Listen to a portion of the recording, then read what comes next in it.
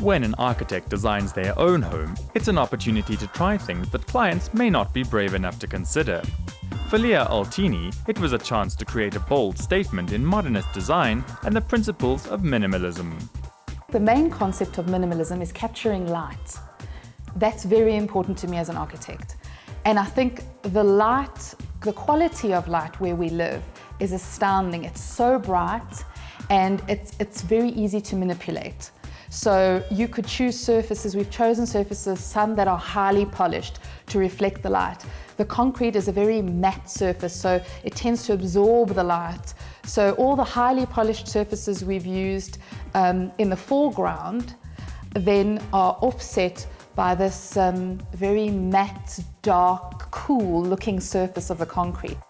What has evolved out of the concept of this home is a sort of an African minimalism, you could say. We've used local materials, we've used local timbers, the concrete is obviously locally sourced, and we've tried to create a home which has the essence of openness and obviously planes that move, all the sliding doors and the skylights open as well. So you have this sort of movement. A pavilion always has movement.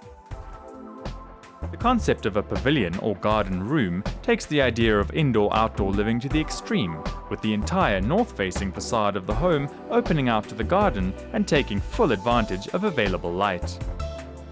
We wanted to have a pronounced facade which was both striking and very simple against the concrete, because the concrete, all 9 meters of the concrete wall which sits behind the box, are very visible when you look at the north facade, and they sort of offset the purity of the box that we've created, which is very engineered. It has an aluminium box surrounding the windows, and we've tried to also cocoon the bedrooms as well. So the bedrooms are almost elevated in a sort of, I would say, a nest, basically, a hanging nest.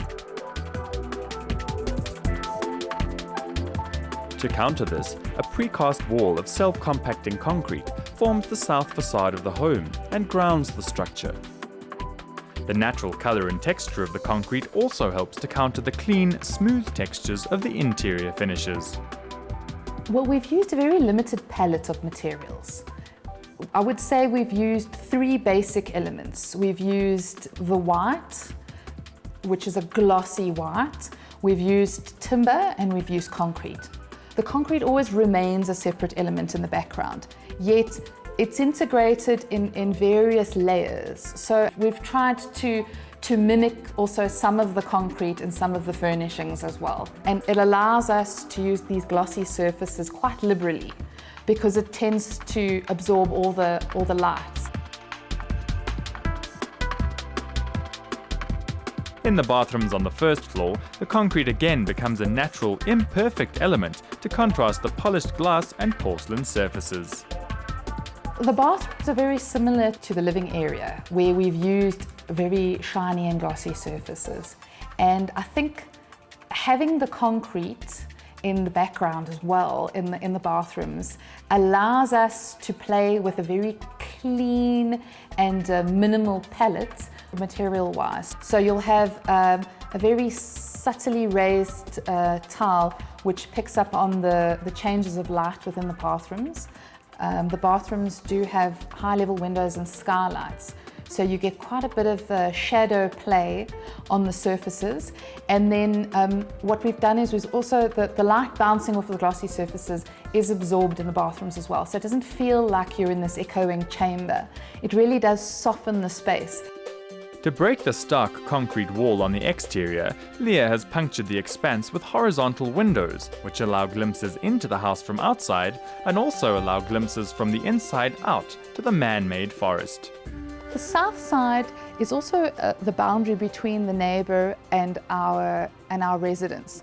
So instead of having a keep out sort of message through the use of a high boundary wall, we've used the facade of the house and we've softened it with a landscaping, an intermediate section between their property and our property, so that everybody can benefit from little greenery, and the concrete really works very well as a background to the little forest that we've created on the south side of the house.